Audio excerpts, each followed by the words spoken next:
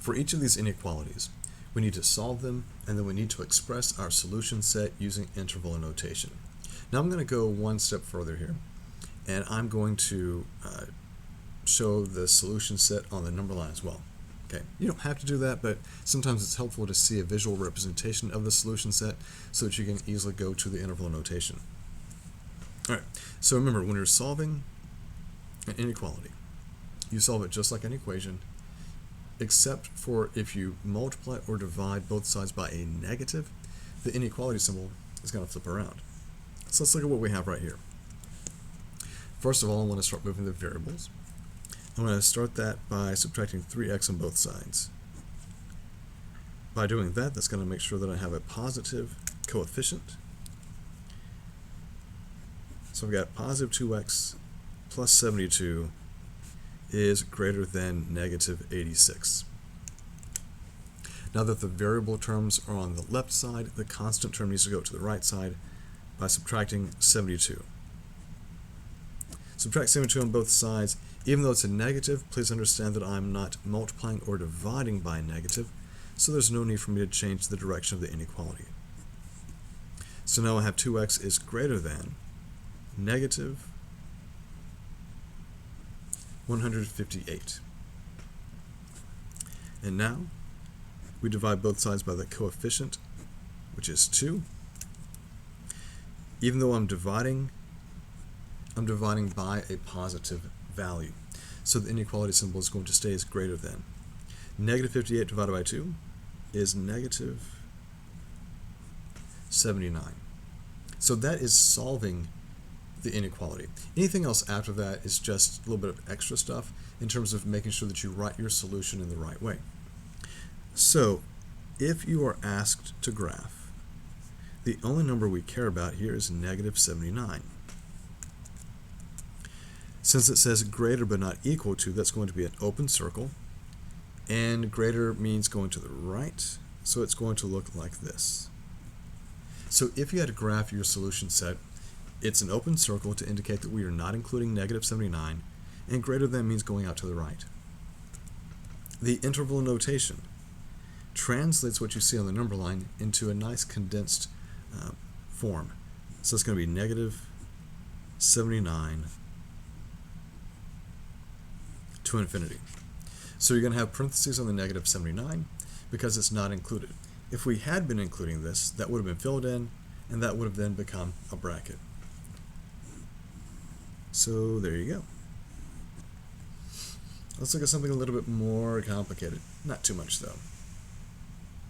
So what we have here is, this is called a compound inequality. In this particular case, it's a 3-part inequality because it has 3 parts. So you can look at this in one of 2 ways. If you look at it like this, think about how you would solve that inequality. The way you would solve that inequality is the same way that you would solve that inequality. So instead of separating them and doing two different inequalities using the same steps, we can keep it all condensed like this. Your job, though, is to get x by itself, and the x needs to stay in the middle.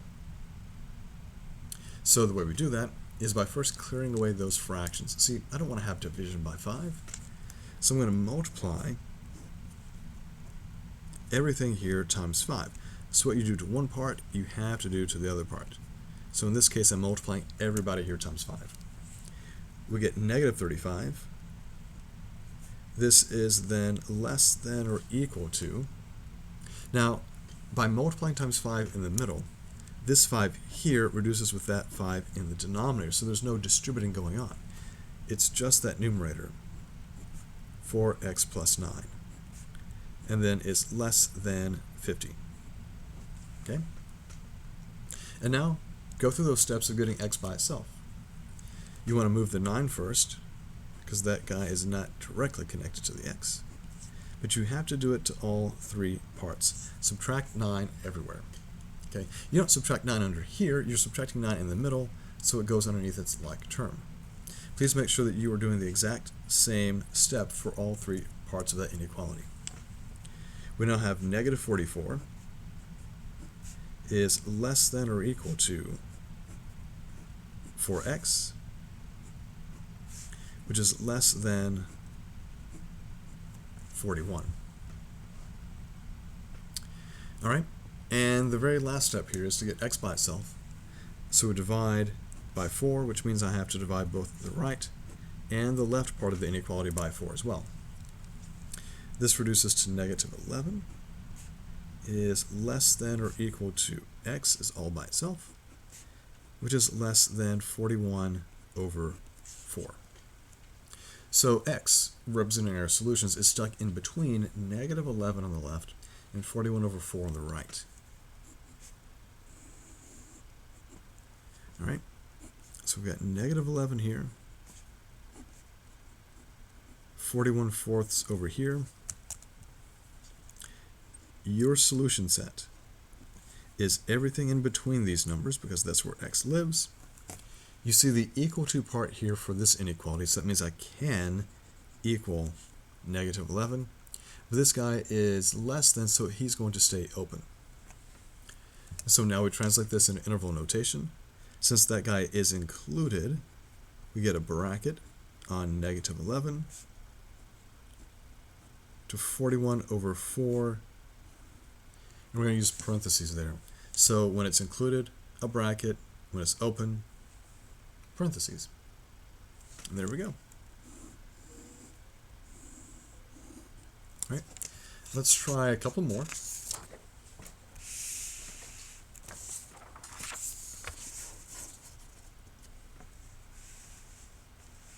All right, so let's solve this three-part inequality. So very similar to the last one we did. Your x is in the middle, so we need to get that guy by itself. So first thing I would do is to get rid of the constant.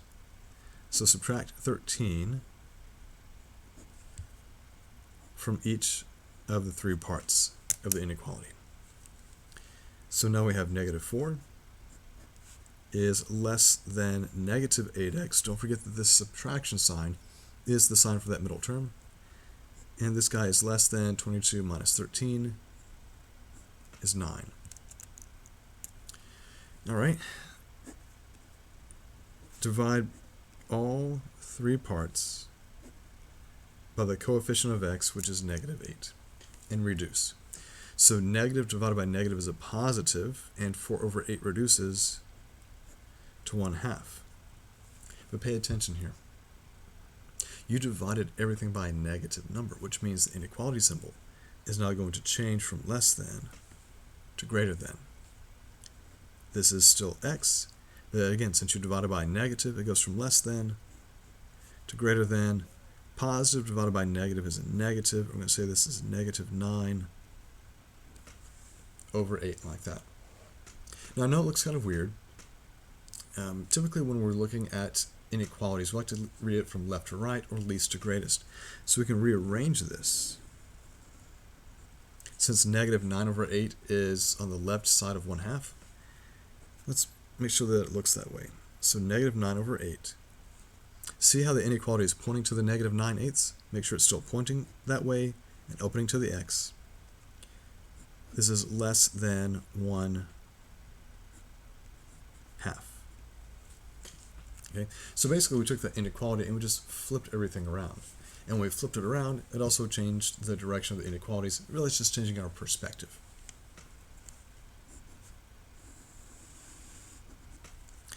All right, so I've got negative 9 over 8 on the left.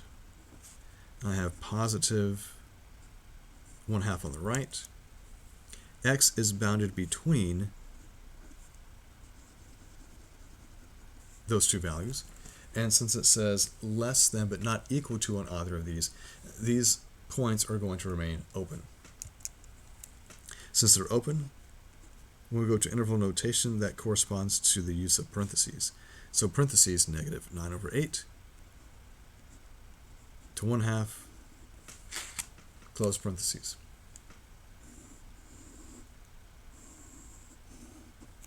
And there we go. All right, last one here. This is a compound inequality, and you've got the word or in between them. Keep in mind what the word or means. Or means union. And so in order to find the union, you take each of these inequalities, you solve them, and you just put their solutions on the number line and describe what you see using interval notation. It's not like the word and, which means intersection, where you have to find out what they have in common. I don't care what these guys have in common. I'm just going to graph their solution sets, and I'm going to use interval notation to describe what I actually colored on that number line. So starting with this one, we can add 56 to both sides to get x by itself. So that means x is greater than or equal to 67. And then over here, I need to get x by itself, so I have to divide by -3. Just like in the last problem, when you were dividing by a negative, the inequality symbol is going to flip around. So instead of being greater than or equal to, it becomes less than or equal to. Just like that. Again, this is a union. So let's see what happens when I put all of this together. Alright, I've got two numbers that I care about, -4 over here and 67 over here. Please make sure that when you do a number line that you are maintaining the correct order for the real numbers. I said for union, just put it all together.